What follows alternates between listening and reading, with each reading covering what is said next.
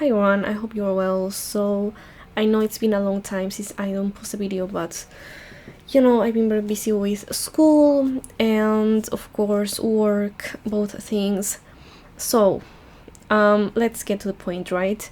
I'm going to be ranking old creepypastas, the ones that I remember reading and or hearing about back then. I didn't read all of these back when I was a child. Some of them I only read recently, which of course affects my interpretation and my ranking of them. So first of all of these are over 10 years old, and there has to be a text component for me to consider it a story or a creepypasta, so not just a video, right? So I'm gonna start off strong with Jeff the Killer.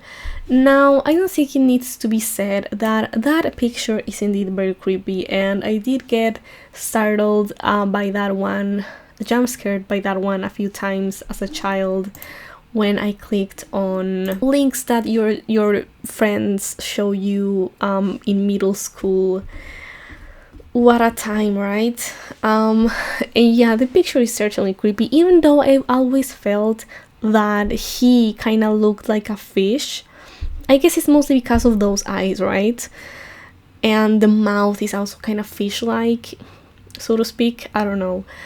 But yeah, the picture is very freaky, and people are to this day trying to figure out where the picture comes from. There was a time where people said that the source had been found, but it was later confirmed that it wasn't, that wasn't the source.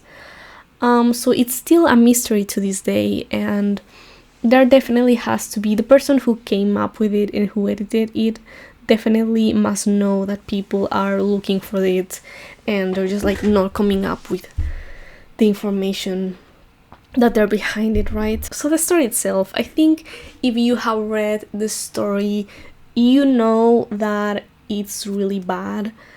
I don't need to tell you that it's terrible. Davis Morgan made a sort of review analysis of the story, and it's even worse than you remember it being if you read it back then. I understand, of course, if you still find it a little scary if you read it as a child, but even then I think that if you go back and reread it now, you'll probably find it really silly. I only read the story this very year, and I found it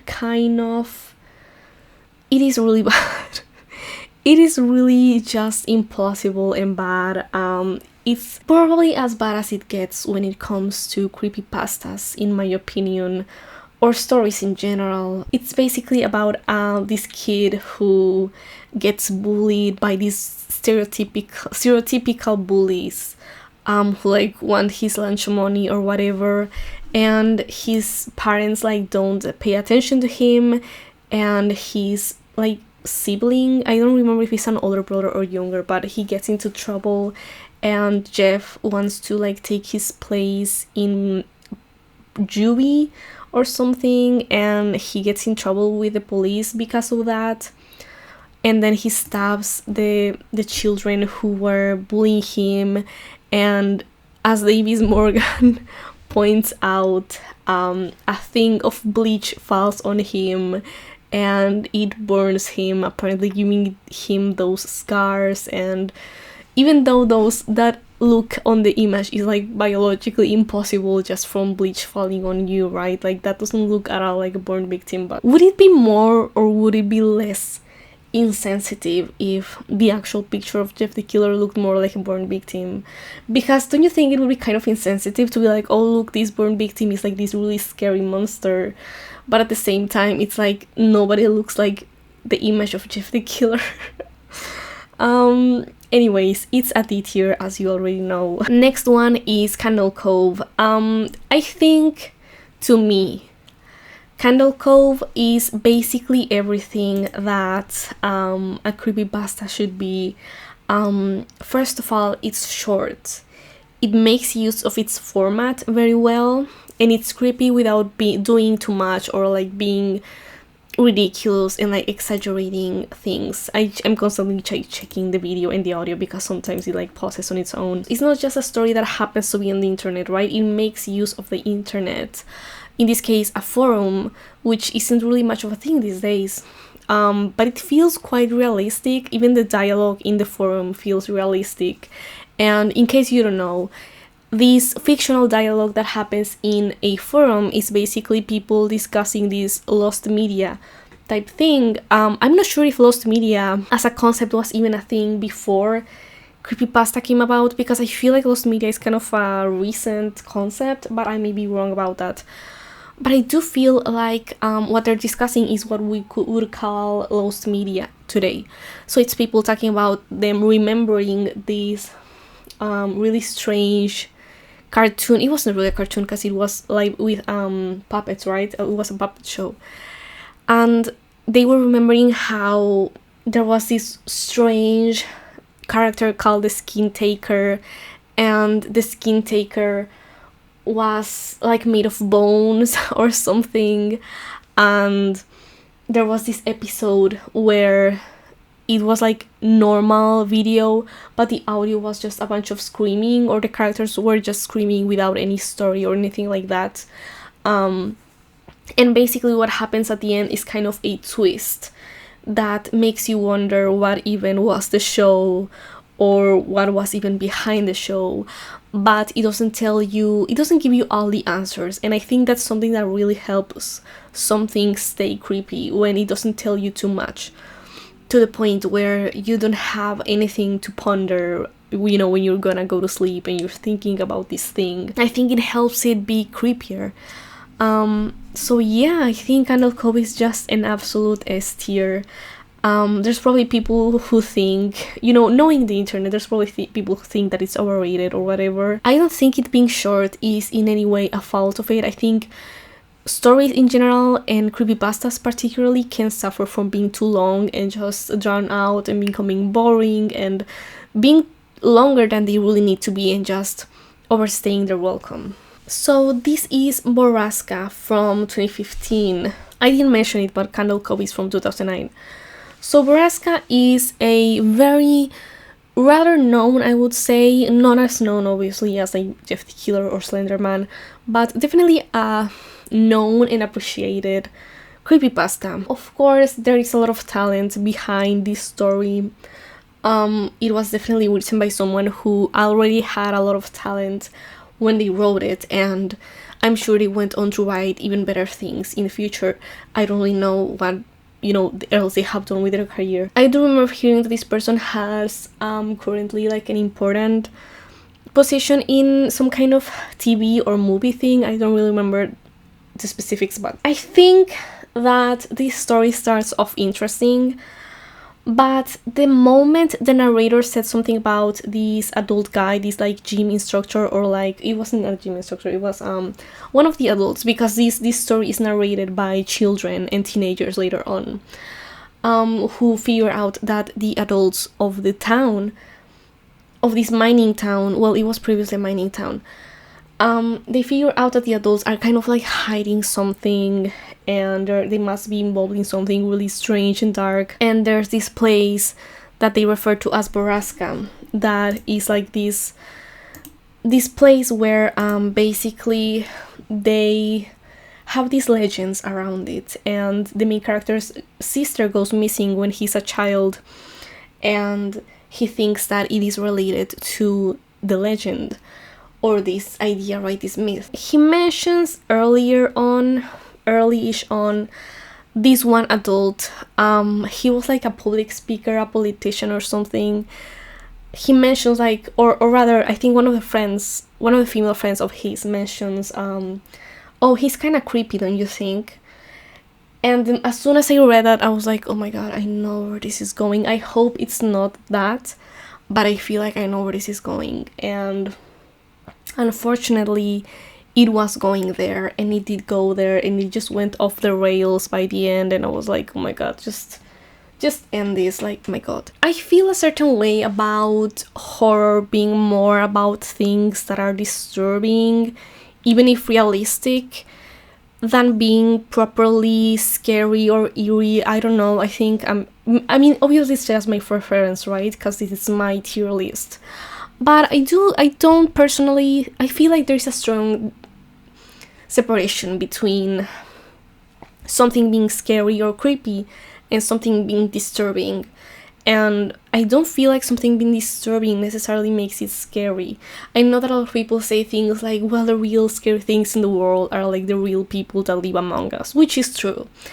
And I don't really believe in the paranormal, but part of me is like, well, what if, a part of horror is like thinking about these possibilities that seem strange and crazy, but are maybe possible. Something about these stories that rely on violence or sexual violence specifically, and torture and things like that, I just don't really find them scary personally. I find them at best not scary, and at worst straight up distasteful and exploitative. Obviously I cannot claim this one is exploitative because it's not based on anything real as far as I know. Obviously there are real life parallels to this, but I don't think there's anything ethically wrong with this story. But I personally don't find it scary. I think it's also because sometimes, and this happens a lot in horror in my opinion, sometimes the setup is much scarier than the ending.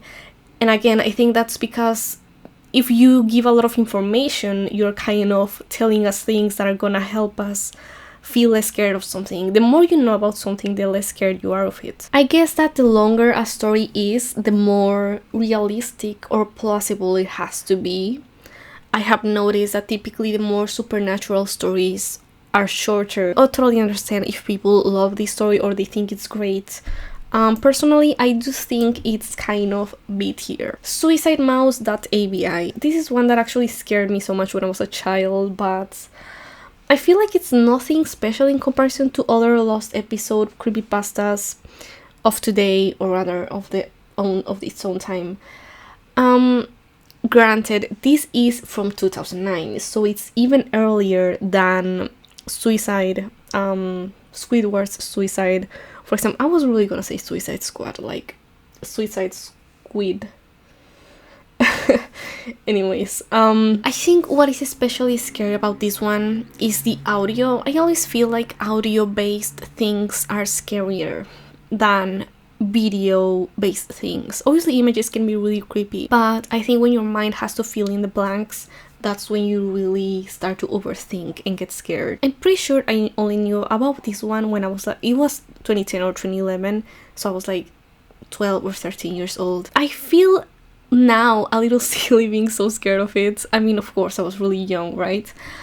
I even found and had to watch that like Gmod video about how to watch it without being scared, and it kind of did help me actually quite a lot. And I also know that the person who made that video passed away some years ago, which is really sad to know, because he must have been quite young, right? He must have been like maybe 20 when he made that video, so he would have been like 30 or maybe younger than 30 when he died. This is older than Squidward's Suicide, so that means that, the genre, or rather this trope subgenre, wasn't as burnt to the ground as it has been since. I know the audio was like really terrifying, even if you knew that it was taken from somewhere else, which I don't think I knew at the time, but it certainly was creepy. The use of the audio was something that really added to that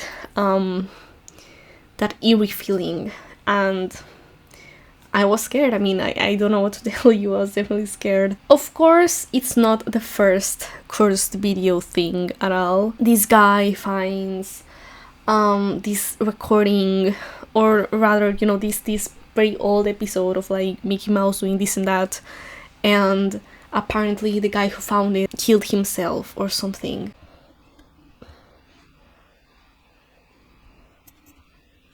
So now we can't really find. Oh no, he is there. Yes, I was right. He did kill himself. I'm rereading it now, and yeah, the security guard apparently who saw it killed himself, and it's very similar to another story, the Moriana Mordegard Glasgow, but this one is, this might be the one that created that whole thing. even though, of course, the cursed video thing was older even. I mean, it's been around since at least The Ring, if not earlier. So, you know, it wasn't such an original idea, but this idea of like finding these lost episodes specifically, not just like a videotape, and not dying but like driving yourself or being driven to suicide, I guess it is a bit more original to this one. So for that reason, I feel like it cannot be said to be that bad. Again, I may be biased because I was actually scared of this one as a child, but I think it is probably a B tier, okay? I think it deserves to be a B tier.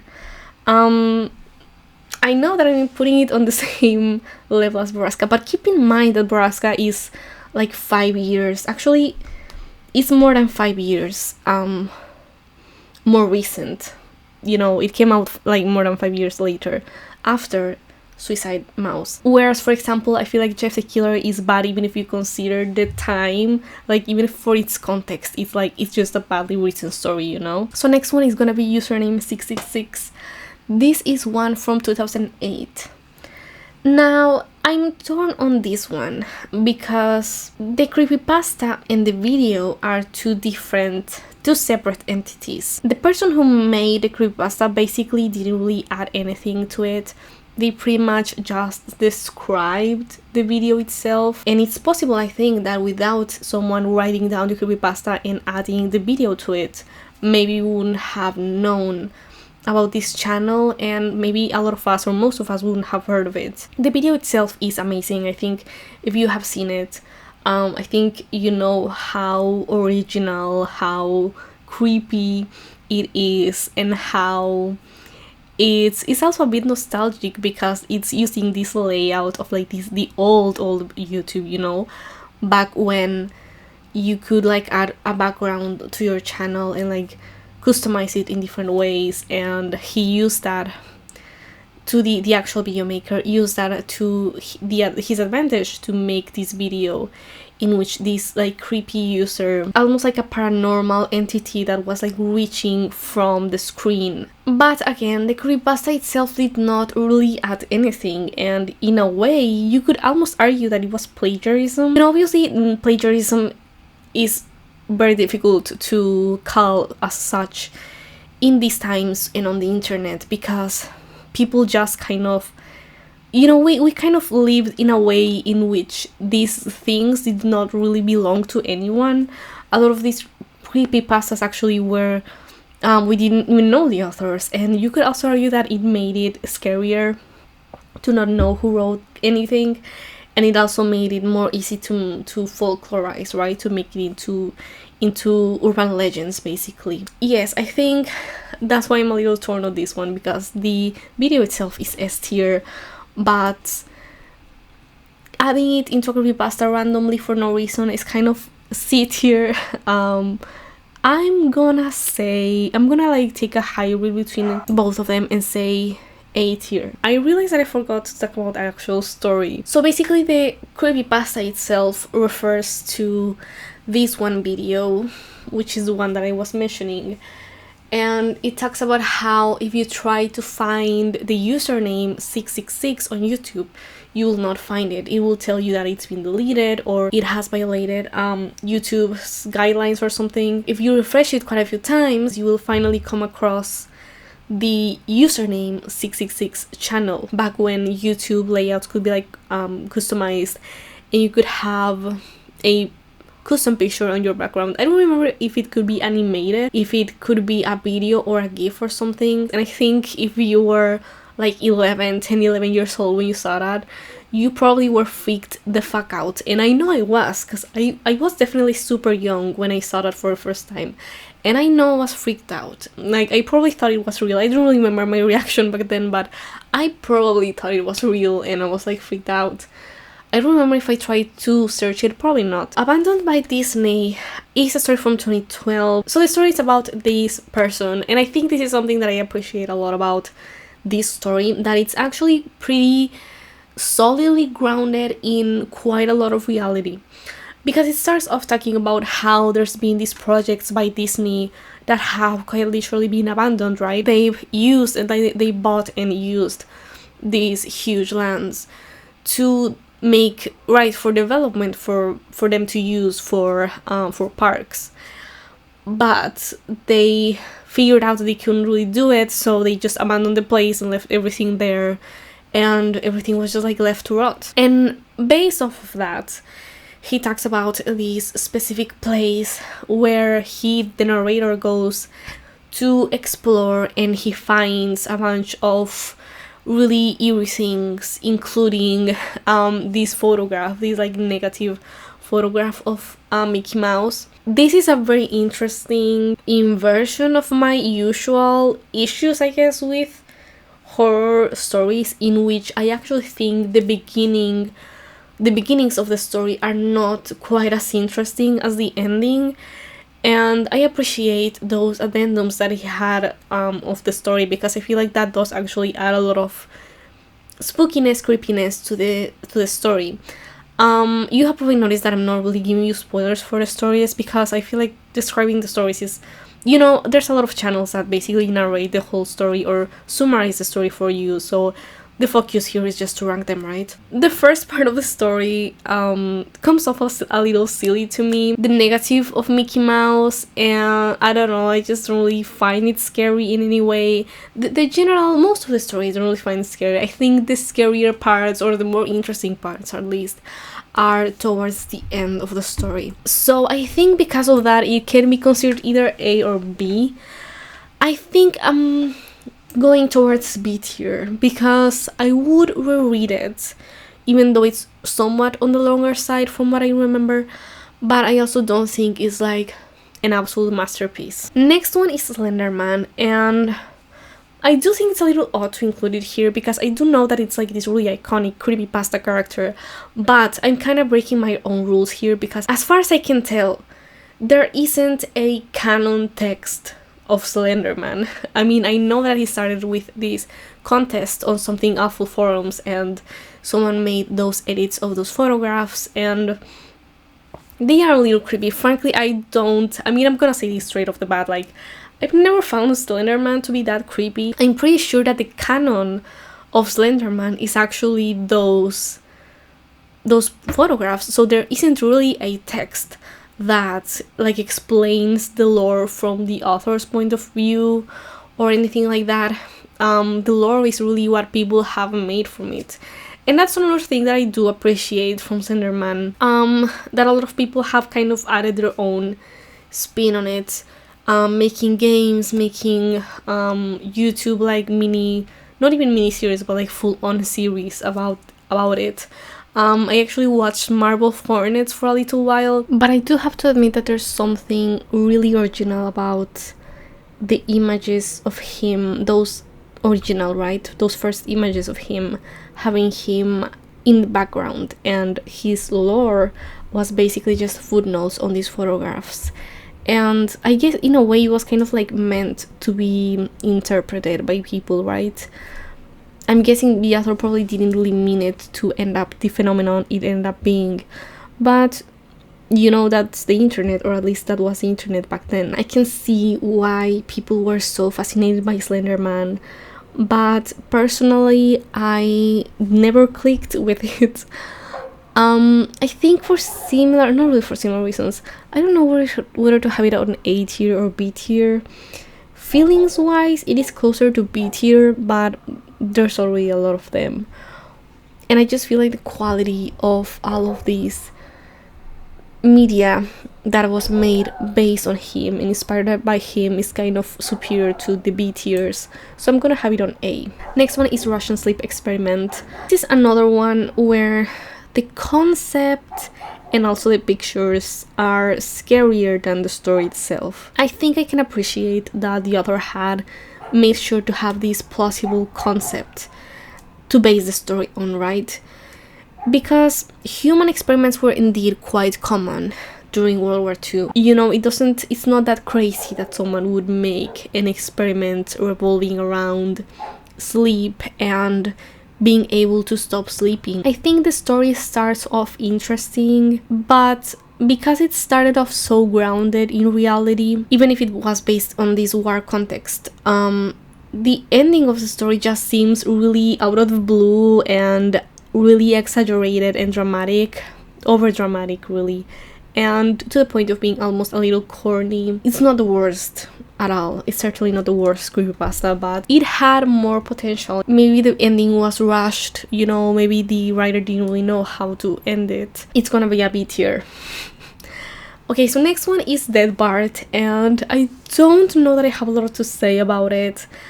Again, now Dead Bart is from 2010, so it is more recent. It came out after Suicide Mouse.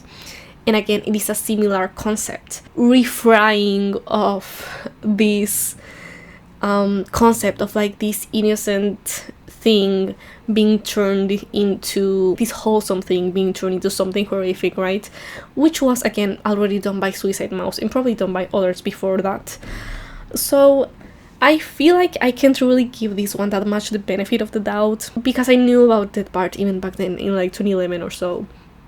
And even back then I thought it was a little silly, but I do have to say those like lo-fi edits made of it were pretty creepy to me, but still not as much as Suicide Mouse, which again is older, so it doesn't really get points for originality and it has not aged particularly well. I do think there is something interesting about the tombstone thing. I have forgotten about that one because I'm checking the whole thing out again. The rest of it though is kind of ridiculous, but again I feel like the story kind of goes nowhere. The tombstone thing is, I think it's a good place to end it, but aside from that it doesn't really have anything that interesting going on. I think it probably deserves the first C tier. Also, Mild Dog is kind of an interesting case because, I mean, first of all, the image is creepy. Both versions, I think, of the image are creepy. I'm not sure which one is supposed to be the original one. I guess the idea of it being cursed and all that is a little silly now. The story itself actually acknowledges how silly it is. It makes references to that, right? The fact that it's just a picture of a dog. But it is a pretty creepy picture of a dog. You know, dogs don't really smile like that. And when dogs do smile, very often it is aggression, right? Because they're showing you their teeth, right? They're baring their teeth. And even then, they don't really smile the way humans do. So seeing that is creepy. And those like really wide smiles as a whole, I mean, you can see that in a lot of images of creepypastas. There's like these really wide, crazy smiles. Jeff the Killer, the Russian sleep experiments, which again, in case you don't know, that picture actually comes from a kind of Halloween decoration thing. In the picture, it's just like being edited very heavily, and it turns out to be quite creepy in the end, but you know, it's a picture of Halloween decoration. And this picture of a dog again is actually quite creepy, even though in concept it should be kind of funny. Borders the line between creepy and funny, the way Jeff the Killer one does, like this fish face. Yeah, but like it is a creepy fish face. The story I think is worth reading if you haven't. I mean, it does end up with that same concept of like you have to pass this picture on or else you die, right? Which is not too different from, again, the ring concept. It is a tiny bit of a different format, but it's not too different. It's not extremely original, but it does manage to be creepy, right? And it is supposed to be creepy. So I guess I'm gonna have it. Is it just so annoying to have it on B tier because half of these things are on B tier, but like obviously most things are gonna be mid because that's what it means to be mid, right? Most things are on an average. Next one I'm actually very excited to talk about. So there is a video by Mr. Nightmare that he deleted a while ago. I don't know why he deleted it. I guess because his channel kind of changed themes. I mean, it's not really that different. He made a creepypasta. He wrote it, his own creepypasta a while ago. I think he actually wrote more than one, but the one that I remember, or the one at least that I like the most, is one called The Peering Head. And it came out in 2014, if I'm not mistaken. Of course, now he makes like true creepy stories, but he did used to, I think, focus his channel on more fictional things. Again, I don't know why he deleted it. I don't know if people didn't like it. I've seen a lot of criticism that says that it was really predictable or whatever. I didn't really see it that way at all, honestly. At first, it kind of looks like your run-of-the-mill story about a haunted house because it's about this guy who moves into a new house and he's alone, and he starts to hear, he talks about how he's brushing his teeth and his door is closed, his bathroom door is closed, and he's inside obviously, and he hears a knock, just like one knock on the door, which is obviously really scary because he lives alone and it's nighttime, right? Like, you have to imagine how creepy that is. He opens the door, obviously there's nothing there, and the things like that keep happening and it escalates. The ending is something that I personally was not predicting. I didn't really see it as predictable. I felt that it wasn't quite what I was expecting, I'm just gonna say that. But for a while it did scare me a bit when I was brushing my teeth and my door was closed, and I was like, oh my god, what if I hear a knock on the door? Like, that is crazy, and that makes you scared of little things, little noises that you're gonna hear in your house anyway, and that are normal in, creaks that are normal basically everywhere. I think that really is very effective, right, as being scary. So I frankly would say it's either S or A tier. Frankly, for its creepiness, in my opinion, I would flat out say it's S tier. Next one is going to be Pen Pal. Now, this is a great story. It's a great piece of writing, great piece of fiction. I personally don't find that scary. Again, I think sometimes horror can cross the line from being scary to being disturbing, and also from being scary to being sad. I also think it's a little too long to be like a proper traditional creepypasta, because typically they were meant to like be folklore, right? And they can't be transmitted that much from person to person if it's like such a long story. I do think the very last part of that story, if you have read it, is pretty eerie. But again, I still think it's more sad than properly creepy or scary.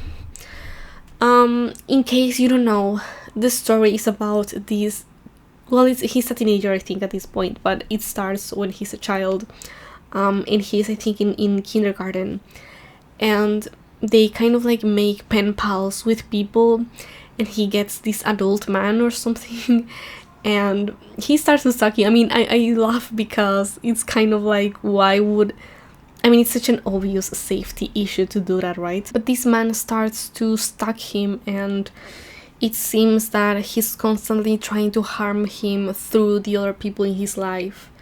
And I think something else that bothers me is actually that same trope. I don't know, I actually complained a while ago about this other story where it was a similar concept, right? Like, this person was cursed, but like they were only being hurt or like tormented, right, through other people in their lives, like his wife or girlfriend, his pets. And to me it was kind of like, I don't know, but it doesn't stop being a really heartfelt story that I think as a story, first and foremost, is really good. As something scary is kind of not as great, or not as scary rather. But you know what, I still think that it deserves an A tier. White with Red. So this one really does have, and Pen Pal is from 2011, I think I didn't mention that. White with Red is from 2008, so it's quite an old one. It does have that traditional creepypasta feel of like an old creepypasta that is shorter, right? So it kind of feels like the kind of thing that you would be told as a child as an urban legend. I think it has really stood the test of time. I think an ideal creepypasta is really more like that. It's more like an urban legend that basically uses the internet to help it spread. And this one is basically a story about someone who goes to this hotel. I think he initially gets told not to go to a certain room, and he passes through, not through the room, but past the door of that room. And obviously he's curious about what is so interesting or so forbidden about that room. And he sees through the keyhole. The room is completely empty except for what he sees as a woman on the corner, kind of like looking away from him. and that's kind of the setup for the story. It's just so classic, and I really appreciate that aspect of it, right? That really urban legend seeming aspect of it. So I think I'm gonna put it on A tier because, again, yeah, it's true that it doesn't take as much effort to write that story than it does take to write Pen Pal, for example. It doesn't change the fact that, to me, something like White with the Red, it tends to be creepier than Pen Pal. Mariana Mordegard Glescorp. This is one from 2008 as well. It's a very old YouTube video. In fact, you can see those like Windows Movie Maker effects on the video. I feel like those effects kind of help make the video seem a little less serious. In fact, I kind of feel like a small part of me feels like maybe this one was meant as a joke or something. I don't know if creepypastas were enough of an established genre in 2008 for people to make parodies of them, but this one feels like a parody, you know, of the Windows Movie Maker effects. The story is kind of ridiculous, like the idea that people watch this video. And the thing, however, is that the video that you find on YouTube, according to the legend, is supposed to not be the actual full version of the video. And the actual version is the one that people saw, and it made them pluck the outer eyes and send them to YouTube headquarters. And what's really funny is that in the story it actually acknowledges, I think it's called lampshading, right? When it acknowledges how ridiculous something is. And it says something like, we don't yet know how people without eyes were able to mail them to YouTube headquarters. And that is like really funny. I don't know if it's intentionally funny or unintentionally funny, because again, it kind of feels like it was meant to parody creepypastas, but it's too old to do that, right? So I don't know. There is something about the red filter though that is a little creepy, I will say that. So I think it falls squarely on a C tier creepypasta. So Anora Petrova is from 2010, I believe, and it narrates the story about this woman who was a figure skater, and she was like this really competitive woman, and she once checked her Wikipedia. She realized that there was a Wikipedia page of her, first of all, which was really strange because she wasn't like a celebrity or anything, and it predicted that she would win a certain competition and she would go on to win it. And she started to kind of like get worse at skating, or you know, not advance as much as she hoped she would. And the page started to say these really aggressive things about her, these really mean things, and it then predicted that she would die on a certain date. And the story ends at the date in which she is said to die.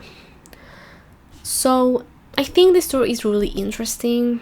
I think, again, it makes use of a certain format that makes it possible, because it wouldn't be possible, right, that someone could edit a Wikipedia page about you. If the supernatural, so to speak, were to exist, we're kind of seeing this story where it's kind of communicating with you or with others through Wikipedia. And I think that's an interesting concept, right? I think that's pretty original. And I frankly think that makes it an A tier story. So Tomino's Hell is another one that is a little hard to rank, because there are three separate entities here. One is the actual poem, another one is the creepypasta, and a third one is the image that typically is associated with the creepypasta. The poem is indeed a real poem by Saijo Yaso from 1919. I also found some articles saying his name was Yomota Inuhiko. I guess they're probably the same person. Maybe it's like an alias. I know Japanese names can, when they're written in kanji, they can have like different pronunciations, so maybe they're readings of the same name. However, there is a Japanese article on Saijo which says that Tomino's Hell is in the poem collection called Sand Gold or Gold Sand, which was published in 1919. Which is really strange, because when you read about this one or watch YouTube videos about this creepypasta, people say that it comes from a poem collection called The Heart is Like a Rolling Stone by Yomota Inuhiko. However, there is one guy with that name who is a writer, but he was born in 1953. So either people mixed things up, and this guy does have those two names, so to speak, and they mixed one guy up with the other, but the poem was definitely written by Saijo Yaso in 1919, so it's not from The Heart is Like a Rolling Stone. Again, I don't really know where people got that from. Now the image is, you probably know this, but the image is a painting also by a Japanese artist, although it's a woman in this case, by Yuko Tatsushima. You probably know this, but it's called I Can No Longer Be a Bride. This one is much more recent. I believe it is from 1999, but I'm not sure. I wasn't able to ascertain the specific year. It certainly is creepy though, and I think that it helps to, certainly add some creepiness to the story. And I think the idea of you being cursed by reading the poem out loud is really interesting. It is a little fresher than previous creepypastas, but at the same time, I think that there's kind of like logistical issues there because or logical issues there, I guess, because how would you know if you can be cursed if you read it in any language that's not Japanese, right? Like, would you have to read it in the original language out loud, or would you also be cursed if you read it out loud in English? The creepypasta itself, so not talking about the poem itself or the painting or anything, I think the creepypasta itself is frankly not that great, because it's just kind of like adding something to, again, something that already existed, and kind of like, and the poem itself is already quite dark and a little creepy. So the creepypasta itself, or turning it into a creepypasta, doesn't really add much to it in my opinion. So I think it is a bit closer to being a C tier. We're on to Squidward's Suicide from 2010. And time for another, I guess, somewhat controversial opinion. I think it's frankly not that bad. First of all, the story does make sure to establish some degree of plausibility.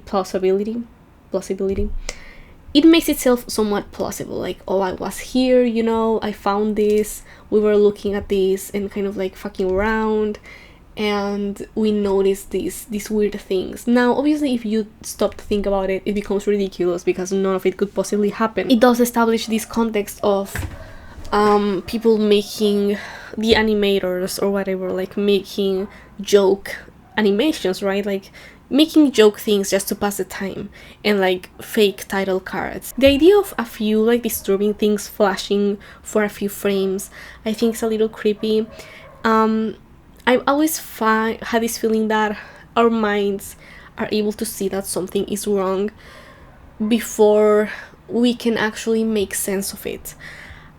Have you seen, for example, if you have ever stumbled across gore but like out of nowhere without being warned, the split second before you actually figure out what you're looking at, your mind doesn't understand that you're watching gore, but at the same time it knows that it's something wrong. You know that you're seeing something you shouldn't be seeing. So something disturbing flashing for less than a second, less than half a second, I think that is kind of creepy, right? Another defense of it, so to speak, is that the whole hyper-realistic eyes thing, it wasn't a cliche when this was published.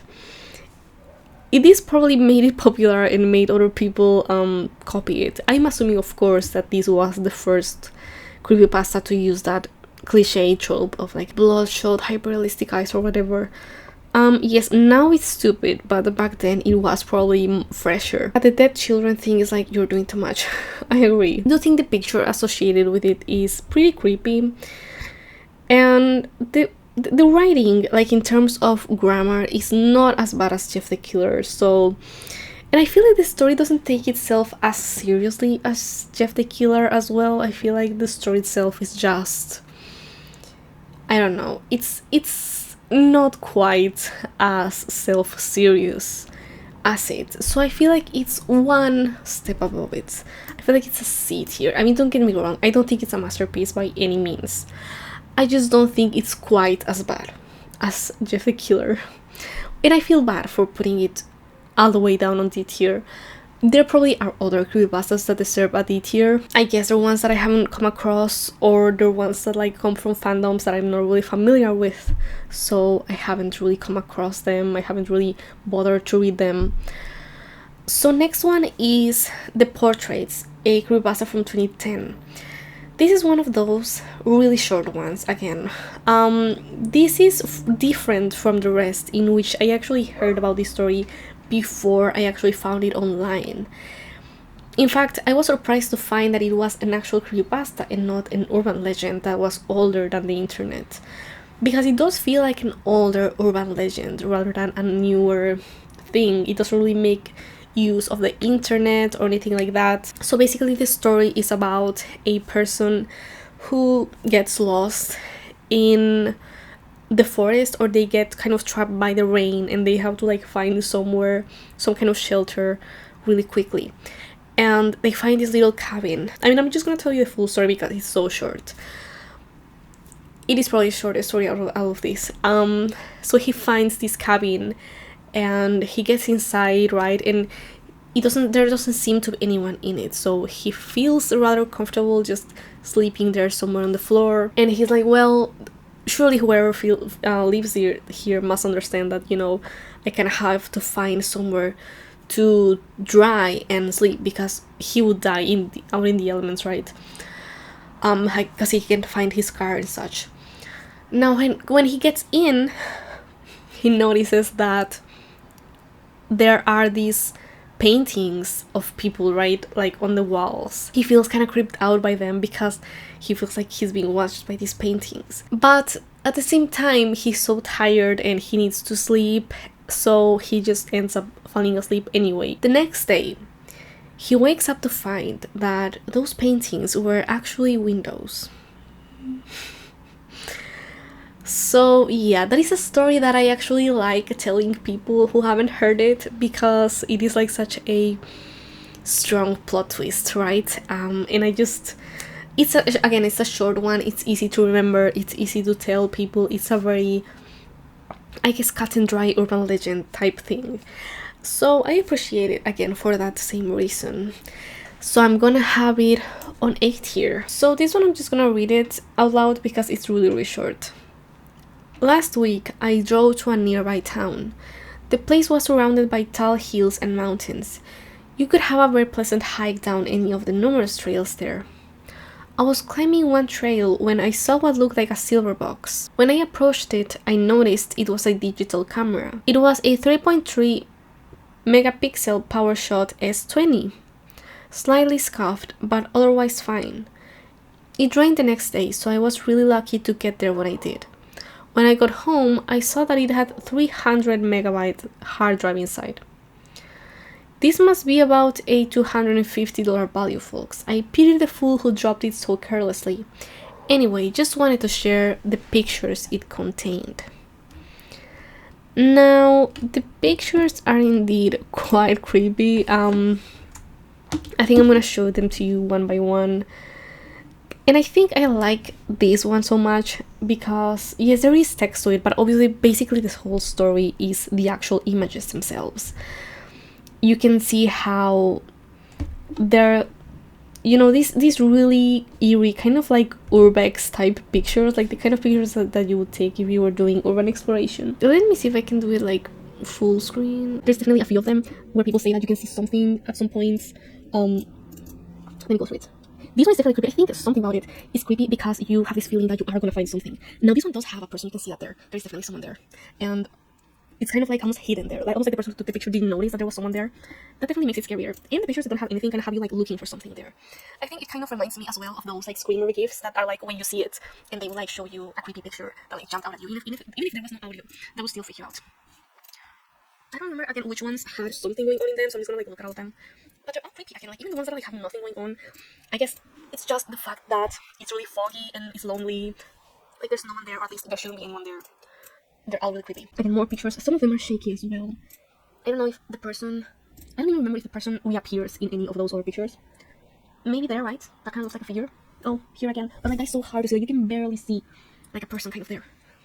And like, almost like eyes here, right? Like hiding, someone hiding there. I don't know if there's anything there. Or there. I mean, there's no pictures, but is there something? I don't think so, but...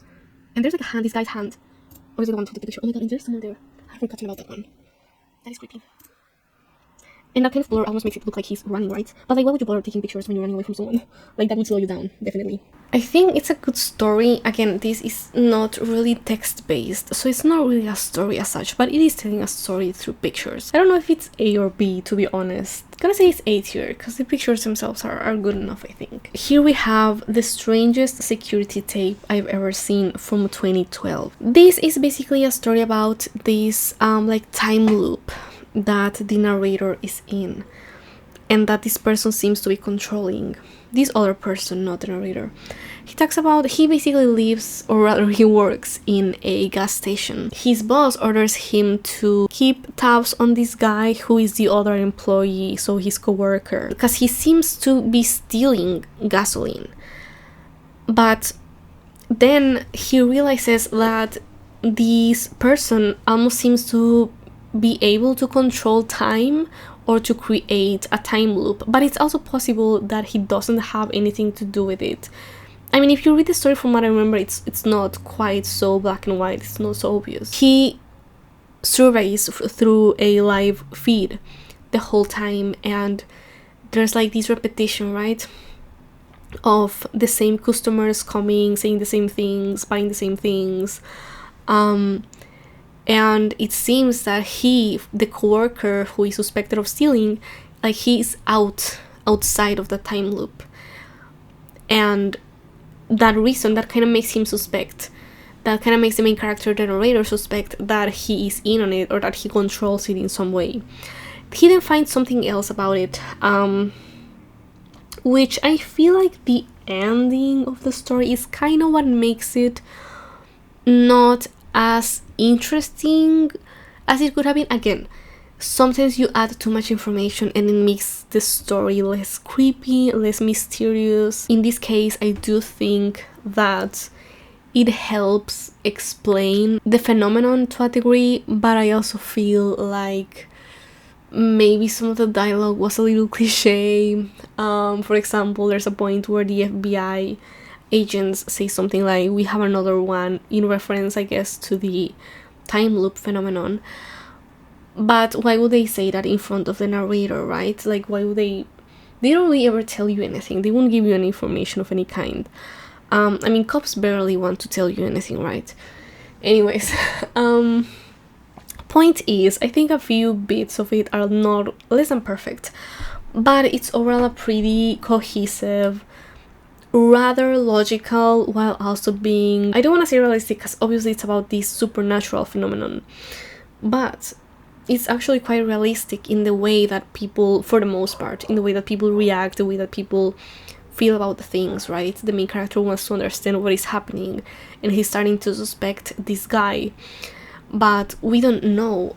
I mean, we know just enough. I feel like that's the strongest point about this one, which is why I consider it A tier. Gateway of the Mind from 2010. So when I first heard about this one, I was creeped out, but the whole thing in hindsight makes no sense. First of all, a scientist wouldn't really study God, like that's more of a philosophical thing, maybe theologists, I guess, but like that's not something that you like study in a laboratory, you know, like those two worlds. It would be considered to be quite experimental. We kind of already know what happens when you deprive someone of senses. That's basically what the story is about. It's about someone who thinks that someone will find God or be able to see God if they are deprived of all of their senses. And again, we kind of already know what happens when you deprive someone of all their senses. They start to hallucinate, right? And of course, that's basically what ends up happening. And how would you separate hallucinations with seeing God? You know, obviously someone who hallucinates seeing God is going to claim that they are seeing God. It's just really unscientific. isn't it? I also feel like it kind of copies the Russian sleep experiment, because they're both about human experiments where the subjects start to lose their sanity and they start to harm themselves, and they both end with some speech about humanity and this and that and the other, right? This like philosophical speech. A more interesting dive into this very same subject is The Portrait of God, or Portrait of God, I think it's just called.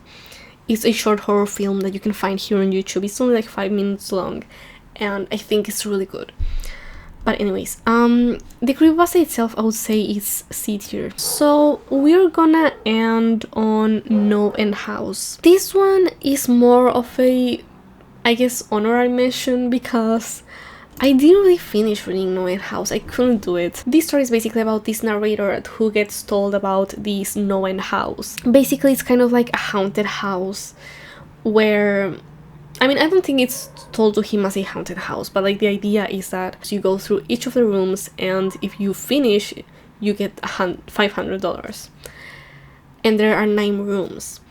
And basically he goes and he gets through one room, the second one is worse, the third one is worse, the fourth one like gives him this false sense of security. Then he starts to have these like horrific experiences that also kind of make him doubt whether what he's seeing is even the end, right? Like the end of the end house, because he's never sure if he's even exited the house, even when he thinks that he has, like he's outside, like he never knows that it's really the end. So it's one of those that makes you doubt what is real and what isn't, right? Which is typically something that I would be interested in or that I would like. But in this case, it did feel a little repetitive. I think it's obviously because the time loop one didn't feel repetitive to me, because that was kind of part of the horror, right?